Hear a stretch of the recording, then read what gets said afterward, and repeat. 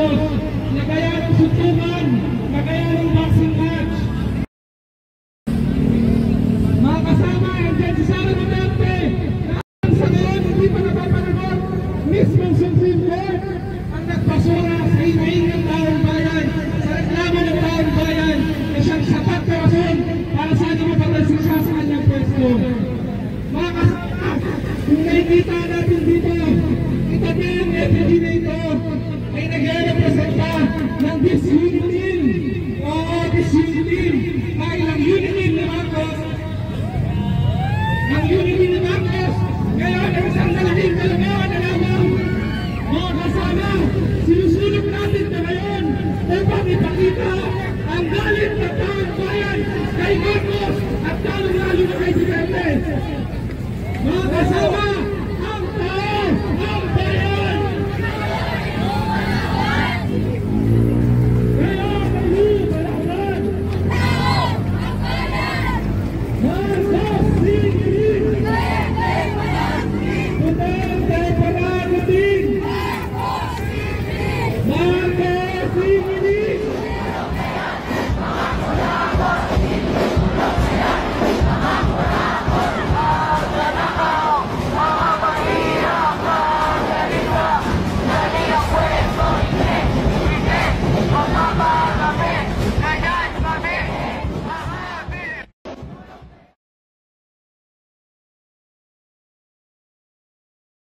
Karapatan po natin ang magandang establishmento at mga istruktura na ginagamit po natin araw-araw.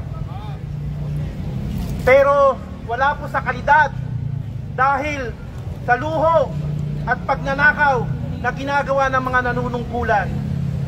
Sagad na po ang galit ng mga Pilipino.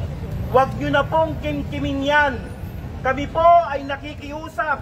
Samahan nyo na kami. Yes! Sa darating na September 21, sama-sama po tayo ipagsisigawan ang galit ng Pilipino sa mga magdanakaw na politiko na umaabuso sa pasensya ng bawat Pilipino. Mabuhay ang mamamayan! Mabuhay! Mabuhay ang Pilipino! At mamatay ang mga kurakot! Congressman Abante, kanina po'y umulan. Kaya marapat na pong lumangoy ka ng patras. Sapagkat ang House of Representatives ay hindi man kailan paniniwalaan ng mga Pilipino. Paano mapapaniwala ang mga Pilipino na may mapupuntahan ng investigasyon kung ang nag-iimbestiga ay sangkot sa nakawan sa gobyerno? Kaya mga congressman na magnanakaw, mga hutak-hipon na mga politiko, at mga hutak-hipon na kontraktor, at mga hutak-hipon ng mga anak ng mga congressman na yan, ay marapat lamang po na kayo ang kakarmahin. Bakit ko po sinabi na kayo ay mga utak-hipon?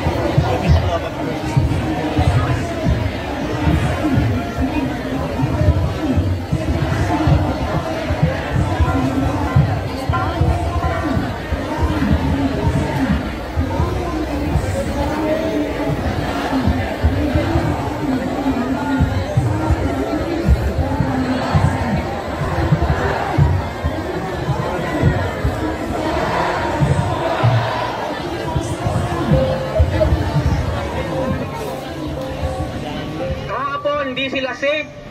Pero lahat ng korap, hindi kayo safe.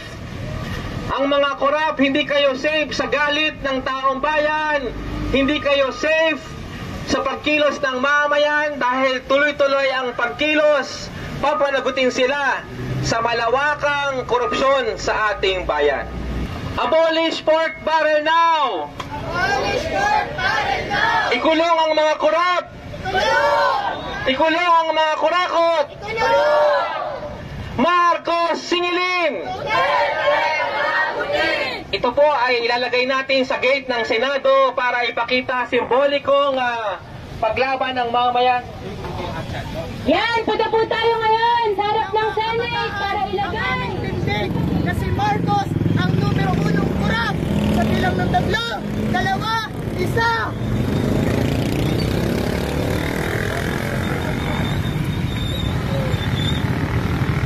Marcos kurakot, magdanakaw salot! Marcos kurakot, magdanakaw salot! Magdanakaw salot! Marcos kurakot, Marcos kurakot! magdanakaw salot! Magdanakaw salot! Marcos kurakot! Marcos Duterte, walang pinag-iba! Parehong tuta, diktador pasista! Parehong tuta, diktador pasista! Marcos Duterte, walang pinag-iba!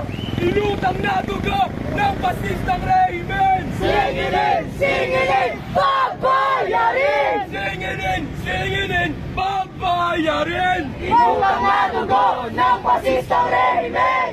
Ano ang pagkukuble ang gawin ni Marcos Jr.? Kitang-kita ang dugo na kanyang pinadana hindi lamang sa ilalim ng kanyang administrasyon, hindi sabihin sa administrasyon sa diktadura